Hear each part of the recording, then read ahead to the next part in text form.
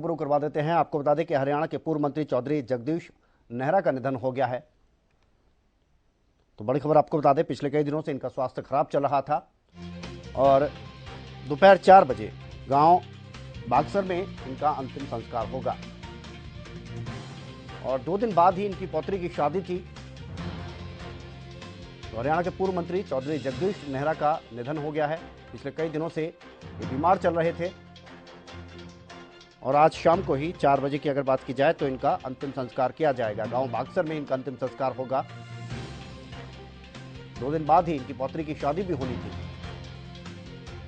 तो हरियाणा के पूर्व मंत्री चौधरी जगदीश नेहरा अब नहीं रहे। पिछले कई दिनों से बीमार चल रहे थे काफ़ी और इसी वजह से इनका निधन हो गया। शाम 4 बजे बागसर गांव में इनका अंतिम संस्कार किया जाएगा। परिवार की अगर बात की जाए तो खुशी का माहौल था, क्योंकि चौधरी जगदीश नेहरा जो कि पूर्व मंत्री थे, उनकी पौत्री का विवाह था, शादी थी और उससे पहले ही 2 दिन पहले की अगर बात करें तो ये दुखद खबर सामने आई। शाम 4 बजे का समय रखा गया है। गांव बागसर में इनका अंतिम संस्कार होगा। हरियाणा के पूर्व मंत्री चौधरी जगदीश नेहरा की अगर बात करें तो वो अब नहीं रहे। काफ़ी लंबे समय से बीमार चल रहे थे और इसी वजह से इनका निधन हो गया। अमित तिवारी हमारे साथ जुड़ गए हैं, हमारे वरिष्ठ संवाददाता। अमित, बताइए कि कब से ये बीमार चल रहे थे और क्या अस्पताल में या फिर घर पर ही इन्होंने अंतिम सांस ली?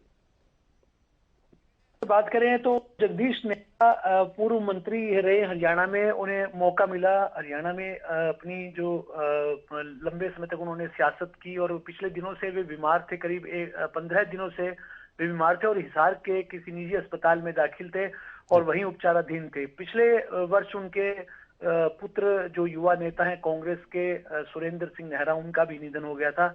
और जो एक खास बात इसमें यह है कि 2 दिन बाद ही उनकी पौत्री की शादी भी रखी हुई थी और उससे पहले ही जगदीश नेहरा जी ने आज जो है वो अंतिम सांस ली। और लगातार एक लंबा संघर्ष उन्होंने किया, न केवल एक अधिवक्ता के रूप में और एक लेखक के रूप में। उनकी कई जो यात्राएं हैं वो हमेशा याद की जाएगी। हरियाणा में सिंचाई मंत्री के रूप में और शिक्षा मंत्री के रूप में उन्होंने जो हरियाणा को योगदान दिया वो हमेशा याद किया जाता है। और खासतौर पर जब उन्होंने लेखन किया और जब भी जैसे भी किसी देश की यात्रा पर गए तो उन्होंने काफी अपने उस यात्रा को लेकर अपने वृत्तांत हैं वो लिखे, चाहे पाकिस्तान यात्रा रही या किसी अन्य देश की यात्रा थी। उन्होंने बड़े बड़े जो उसमें लेख लिखे और लोगों को उन देशों की जानकारियां लोगों से साझा की। जी अमित, एक चीज़ और, यहाँ पर कद्दावर नेता रहे हैं जगदीश नेहरा जी की अगर बात की जाए, और ऐसे में उनका पूरा इतिहास अगर देखा जाए तो जिस तरह से आप भी बता रहे हैं 1973 से इन्होंने शुरुआत की थी और फिर जिला यूथ कांग्रेस के महासचिव रहे, जिला अध्यक्ष भी रहे कांग्रेस के, लेकिन ओम प्रकाश चौटाला के सामने चुनाव लड़े, एक अपने आप में बड़ी शख्सियत थी। तो ऐसे में पूरे क्षेत्र में भी शोक की लहर होगी। तो अभी क्या आगे रहेगा अंतिम संस्कार की? आप जिस तरह से आपने समय बताया 4 बजे का, तो आगे क्या कुछ देखेंगे?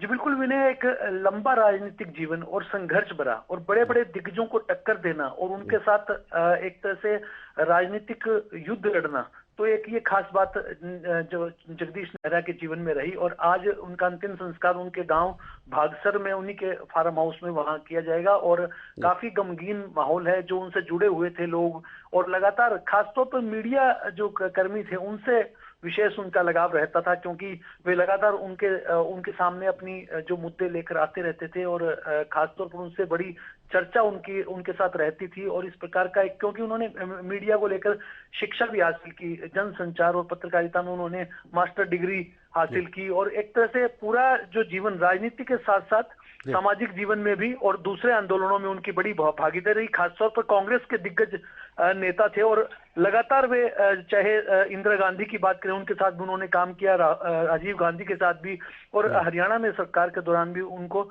मंत्री बनने का मौका मिला। सिंचाई और शिक्षा जैसे उन्होंने मंत्रालय संभाले। जी चलिए, बेहद शुक्रिया अमित आपका इस तमाम जानकारी के लिए। तो आपको बता दें कि कद्दावर नेता रहे और पूर्व मंत्री जगदीश नेहरा अब हमारे बीच नहीं रहे हैं। आपको बता दें कि उनके बेटे सुरेंद्र नेहरा का भी 2022 मई की बात है जब निधन हुआ था। तो परिवार के लिए ये कहेंगे कि बहुत बड़ा आघात है 2022 और 2023।